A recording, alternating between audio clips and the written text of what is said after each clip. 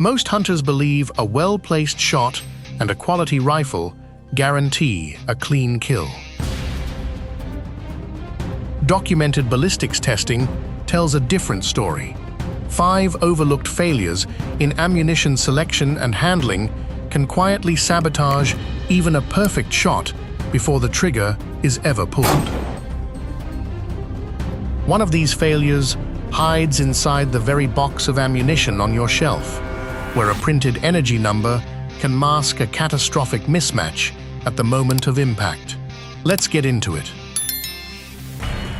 A rifle zeroed from a bench can strike inches away from that same zero in the field. The problem is not the shooter. The problem is what the rifle rests on. This failure traces back to internal ballistics. When a cartridge fires, the rifle begins moving rearward before the bullet ever leaves the barrel. This movement happens during a brief window called dwell time. Here is what most people miss about this mistake. A bipod resting on rigid ground, like concrete or frozen soil, reflects recoil energy upward instead of absorbing it.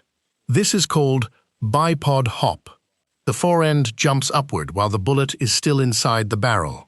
That upward jump changes where the muzzle points at the exact moment the bullet exits. The result is a measurable shift in impact, sometimes rising 2 to 4 MOA above the true zero. A soft surface, like sandbags or loose dirt, dampens this movement and keeps the shot tracking true. Failing to load the bipod, meaning pushing forward against the legs before the shot, adds even more inconsistency to group size. This is not a flaw in the rifle. It is a flaw in the setup supporting it. Understanding dwell time and recoil path explains why field accuracy so often differs from bench accuracy. The next mistake on this list has nothing to do with where a rifle rests. It involves 2 cartridges that look almost identical, and a mistake that can destroy a firearm in a single trigger pull. Many hunters believe a heavy, slow-moving bullet can punch through brush without changing course. Documented testing proves this belief false for every hunting caliber on the market. This assumption dates back generations, built around cartridges like the 30-30 Winchester and the 45-70 Government. Both were designed as powerful, dependable rounds for close-range hunting in dense terrain. Neither was ever engineered to defeat obstacles in flight. Here is the engineering reality most hunters overlook. A spinning bullet relies on gyroscopic stability to hold a straight path. Contact with an obstacle as small as a half-inch twig applies an asymmetric force to the bullet's center of pressure. That force triggers immediate yaw. The bullet begins to tumble almost instantly after contact, regardless of its weight or velocity. Controlled testing shows the effect compounds with distance. A bullet may hold a fairly straight path for the first 1 to 5 yards after deflection. Beyond that point, angular deflection increases sharply. At 25 yards past an obstacle, hunters using standard calibers struggle to hit an 8-inch target, with impacts shifting by several feet in some tests. A tumbling bullet also fails on impact. It cannot expand as designed, penetration drops, and energy is lost on the hide instead of reaching vital organs. No mass or velocity overcomes this physics. A clear line of sight to the vital zone remains the only reliable solution. The next mistake does not involve terrain at all. It involves 2 cartridges that fit the same magazine, chamber almost identically, and can destroy a rifle in a single pull of the trigger. 2 cartridges that look nearly identical on a shelf can turn a rifle into shrapnel. This is not a hypothetical. It is a documented mechanical failure with a known cause. The most common version of this mistake involves the 300 Blackout and the 5.56 NATO. Both cartridges share the same rim dimension, the same case body taper, and nearly the same magazine geometry. A 300 blackout round can strip from a magazine built for 5.56 and feed directly into a 5.56 chamber. Here is the engineering decision that changed everything about this danger. The 300 blackout fires a bullet measuring 308 inches in diameter. The 5.56 barrel has a bore diameter of only 2.24 inches. When the bolt closes on a 300 blackout round inside a 5.56 chamber, the oversized bullet jams directly into the narrow throat of the barrel. The bolt still rotates into battery, creating an artificial and dangerous headspace condition. When the trigger breaks, powder gas ignites normally, but it cannot push an oversized bullet through an undersized bore without extreme resistance. Chamber pressure spikes far beyond the standard 62,350 pounds per square inch limit. For 5.56 NATO, often exceeding 100,000 pounds per square inch. The upper receiver ruptures. The magazine can blow out through the magwell. Metal fragments eject at high velocity. Multi-caliber platforms demand strict physical separation between ammunition types, including color-coded magazines and a visual check before every chambering. The next mistake on this list has nothing to do with the chamber. It involves what happens to a bullet's stability long before it ever reaches the target, and why a rifle that shot perfectly in summer can fail in winter. A rifle that groups tightly on a warm afternoon at the range can shoot wild in cold winter air. The rifle has not changed. The physics acting on the bullet has. Every barrel imparts spin to a bullet through its rifling.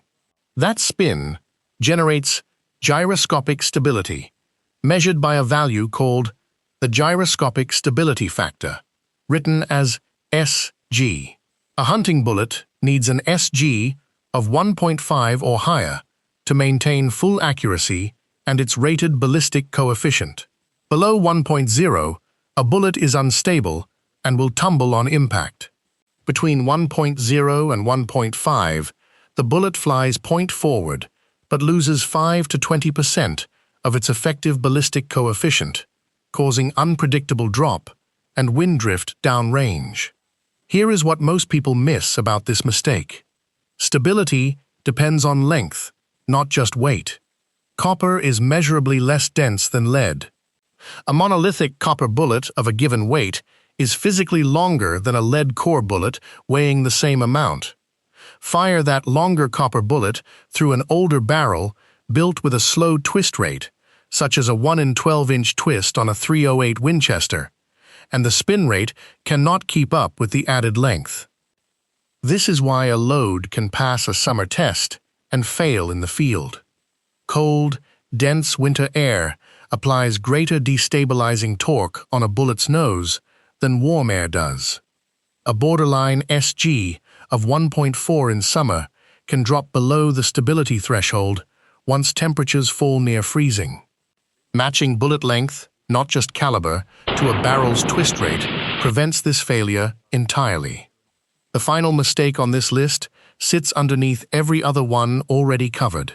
It involves a number printed boldly on every box of ammunition, and why that number tells hunters almost nothing about what happens inside an animal. You have waited long enough. Here it is. Kinetic energy printed on a box of ammunition tells a hunter almost nothing about what happens when that bullet reaches its target. This is the mistake underneath every other mistake on this list, because it determines whether all the careful work of matching twist rate, avoiding cross-chambering, and confirming a stable rest even matters. Every bullet is engineered around a specific impact velocity window. Traditional cup and core designs, bonded core bullets, and monolithic copper solids each behave differently as velocity changes. A thin jacketed bullet, built for expansion at long range, when fired into a deer inside 100 yards from a fast Magnum cartridge, meets tissue at extreme velocity. The jacket separates violently from the lead core. The bullet fragments on the surface instead of penetrating. A wide, shallow wound results, with little to no exit, and a poor blood trail follows. Monolithic copper bullets fail in the opposite direction. Solid copper has no lead core, so hollow point expansion depends entirely on fluid pressure driving the tip open. Once velocity drops below roughly 1,800 to 2,000 feet per second, that pressure is not enough. The bullet passes through like a solid punch, producing a narrow wound channel and a longer time to incapacitation. Compare this directly to the twist rate failure already covered. A destabilized bullet loses accuracy before it ever reaches the animal. A velocity mismatched bullet reaches the animal accurately and still fails, because the failure happens at the moment of impact, not before it. Compare it again to cross-chambering. That mistake destroys a firearm instantly. This mistake destroys terminal performance silently, one shot at a time, without ever announcing itself.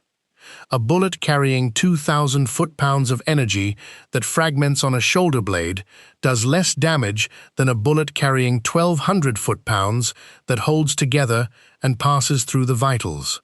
Energy on a label is not performance in tissue. Every mistake on this list connects back to this one fact. Physics does not care what the box promises. It only responds to what the bullet actually does on impact. Ammunition performance is not one number on a box. It is a complete system, built from bullet construction, barrel twist rate, cartridge selection, and the ground beneath your rifle.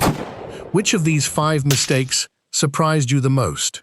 Leave the number in the comments below. Always confirm state hunting regulations and cartridge legality before your season begins. Subscribe for documentary-style breakdowns built on verified ballistics data, engineering research, and the technical details most hunting content leaves out.